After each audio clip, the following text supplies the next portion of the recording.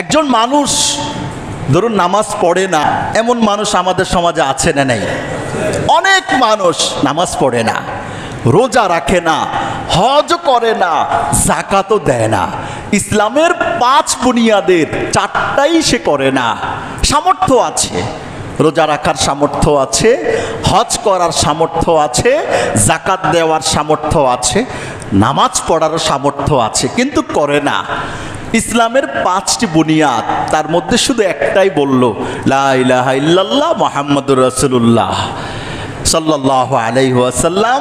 মুসলমানের ঘরে জন্ম, বাবাও মুসলমান, মাও মুসলমান, তারা ইসলামের উপর চলেন দেখি, কালিমাটা রাখলাম দিলে, কিন্তু অন্যান্য গুরুত্বপূর্ণ কাজগুলো করি না। আচ্ছা, সে কি বেঈমান হয়ে যাবে? কথা বলেন, সে কি বেঈমান হবে? না। কেন হবে না? হ্যাঁ, বেঈমান না হওয়ার স্রোত হলো, নামাজ পড়তে হয়, পড়লে লাভ, না পড়লে লস, এটার মধ্যে 100 বিশ্বাস আছে। রোজা রাখলে লাভ, না রাখলে লস, 100 বিশ্বাস আছে। হজ করলে লাভ, না করলে লস, 100 বিশ্বাস আছে। যাকাত দিলে লাভ, না দিলে লস, 100 বিশ্বাস আছে। কিন্তু করে না কেন? শয়তানে করতে দেয় না, শয়তানকে বন্ধু বানিয়েছে, কুমন্ত্রণায় করে না, অবহেলায় করে না, অলসতায় করে না, কিন্তু তার বিশ্বাস ঠিক আছে। বলতে হবে সে মুসলমান, ইমানদার বটে, তবে ইমানদার গুনাহগার। কেন? সে এই গুরুত্বপূর্ণ ফরজ বিধান সামর্থ্য থাকা সত্ত্বেও পালন করছে না। ঠিক না বেঠিক কথা বলেন? আচ্ছা, যদি তা সে এটা বলে, আরে রোজা রেখে কি হবে? আর রোজা রেখে কে কি করছে আজ পর্যন্ত? রোজা রাখা এক আমল, বিশ্বাস করা আরেক আমল। রাখা তো দূরের কথা, বিশ্বাসের মধ্যে আঘাত করছে সে। ঈমান আছে? নামাজ পড়ে কে কি করছে? আপনি একজনকে ডাকলেন, ভাই আসেন নামাজ পড়ি, বললেন নামাজ পড়ে জীবনে কে কি করছে? নামাজ পড়ে কিছুই হবে না, আগে নিজের কাজ নিজে গোছাও। আচ্ছা, ঈমান আছে? নামাজ পড়া তো দ্বিতীয় স্তরের কাজ, প্রথম স্তরের বিশ্বাসেই তার আঘাত। ভাই হজ করবেন না আপনি? আপনি এত টাকার মালিক, সবাই হজ করে, অল্প টাকায়ও হজ করে, অল্প মালিক সেও হজ করে। আপনার যেই টাকা, ইচ্ছে করলে তো প্রত্যেক বছর একবার গিয়ে আল্লাহর দরবারে হাজিরা দিতে পারে। সে বলল, আরে হজ করে এত টাকা নষ্ট করে কি লাভ? আচ্ছা, ঈমান আছে? হজ তো দূরের কথা, কিন্তু হজের বিশ্বাসের মধ্যে কুঠার আঘাত করছে, তার ঈমান নাই। এর পূর্ণ কোরআন মানতে পারেন আর না পারেন, বিশ্বাসের মধ্যে যদি আপনার ঘাটতি থাকে, ঈমান, আমিও ঈমানদার হতে পারবো না। একটা হলো বিশ্বাস, আরেকটা হলো বিশ্বাসের পরে কাজটাকে সম্পাদন করা। একজন মুমিনের জন্যে এই দুটার সম্পূরক হওয়া প্রয়োজন, দুটাই মিলবন্ধনে আসা প্রয়োজন। ঠিক না বেঠিক? আপনারা না আসলে আমি কিন্তু ইমাম না, আর আমি আসলে, আপনারা আসলেন, আমি না আসলাম, তারপরেও কিন্তু আপনারা মুসল্লি না। কেন? মুসল্লি হওয়ার জন্য ইমাম লাগবে, আর ইমাম হওয়ার জন্য মুসল্লি লাগবে। ঠিক না বেঠিক? আপনারা মুসল্লি কখন হবেন? আমার পিছনে নামাজ পড়ছেন, ইমাম সাহেবদের পিছনে নামাজ, আপনি মুসল্লি। কেন? ইমামের পিছনে যে ইক্তেদা করে মুক্তাদি হয়, মুক্তাদি মুসল্লি হয়। ঠিক না বেঠিক কথা বলেন? আর আপনারাও যদি না আসেন, না পড়েন, আমি যদি একা একা পড়ি, তাহলে আমি ইমাম না, নামাজ পড়লাম, নামাজ ফরজ। ঠিক এরকম ভাবে শরীয়তের প্রত্যেকটা বিষয় দুটি পার্ট, একটি হলো এটাকে কার্যে বাস্তবায়িত করে দেখানো, আরেকটা হলো এটাকে বিশ্বাসে রূপান্তরিত করা। এজন্যেই আল্লাহ তাআলা কোরআনুল কারীমের শুরু দিক দিয়েই বিশ্বাসটাকে আগে মজবুত করে রেখেছেন। ঠিক না বেঠিক কথা বলেন?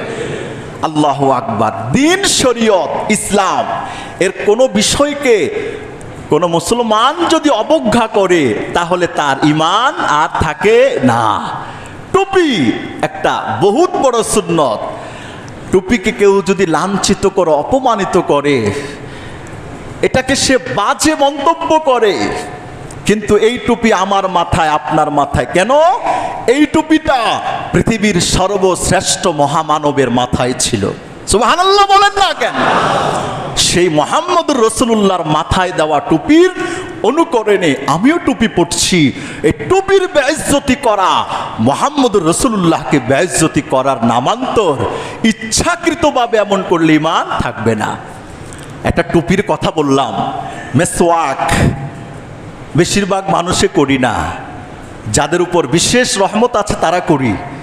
মেসওয়াক করা একটা সুন্নত আমল, কেউ করতে পারি না, গুনাহ নাই, করলে ভালো, করলে লাভ, শুধু লাভ না, লাভে লাভে লাভ, লাভের উপর লাভ, ডবল লাভ, ওভার লাভ।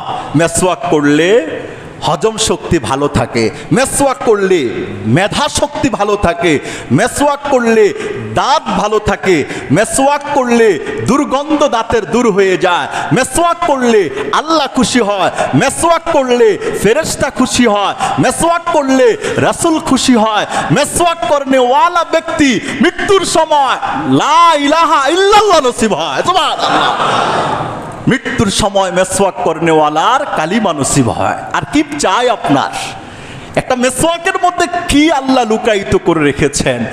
দুনিয়ার সব উপকার, আখিরাতে উপকার আল্লাহ লুকায়িত করে রেখেছেন। একজন মুসলমান ইন্তেকালের সময় যখন সে বলবে লা ইলাহা ইল্লাল্লাহ মুহাম্মাদুর রাসূলুল্লাহ সাল্লাল্লাহু আলাইহি সাল্লাম, মরে গেল, আল্লাহ রাসূল বলেছেন মান কানা আখিরু কালামিহি লা ইলাহা ইল্লাল্লাহ দাখালাল জান্নাহ, যার জীবনের সর্বশেষ কথা হবে লা ইলাহা ইল্লাল্লাহ, সে জান্নাতে প্রবেশ করবে। অথচ এই একটা আমলে আমরা উদাসীন, কত উদাসীন, তাই না? গুরুত্ব কম, উদাসীনতা। কিন্তু নবী করিমের উপর যদি বিশ্বাস, আস্থা থাকে, হ্যাঁ দুনিয়ার সবার কথা এক পাল্লায়, মুহাম্মদুর রাসূলুল্লাহর কথা আরেক পাল্লায়। যে কোনো সেক্টরের কথা বলি আমি, মুহাম্মদুর রাসূলুল্লাহর কথার পাল্লার সত্যায়নটা তার চাইতে কোটি কোটি হাজার কোটি গুণে ভারী। সুবহানাল্লাহ। বিশ্বাস রাখতে হবে এটা। মেসওয়াক করনেওয়ালা ব্যক্তির মৃত্যুর সময় কালিমা নসিব হয়ে যাবে, কালিমা নসিব হবে, কালিমা নসিব হলে সে জান্নাতে চলে যাবে। চাই না আমরা? আচ্ছা, এই একটা ছোট্ট মেসওয়াক, কেউ যদি বলে দত্তরি কি মেসওয়াক, এগুলো করে কি হবে, বাজে জিনিস, এটা বললে তার ঈমান শেষ নাই, তার ঈমান আর থাকবে না। এজন্য শরীয়তের কোনো বিষয়, আমি দুটি ছোট ছোট বিষয় দিয়ে বুঝালাম, ছোট ছোট দুটি বিষয় না, এর চাইতে বহু বহু গুণে বড় বড় বিষয় নিয়েও মুসলমানদের মধ্যে অবজ্ঞা, তুচ্ছ তাচ্ছিল্যতা। আপনি আপনার কলবকে প্রশ্ন করুন, ইস্তাফতি নাফসাক।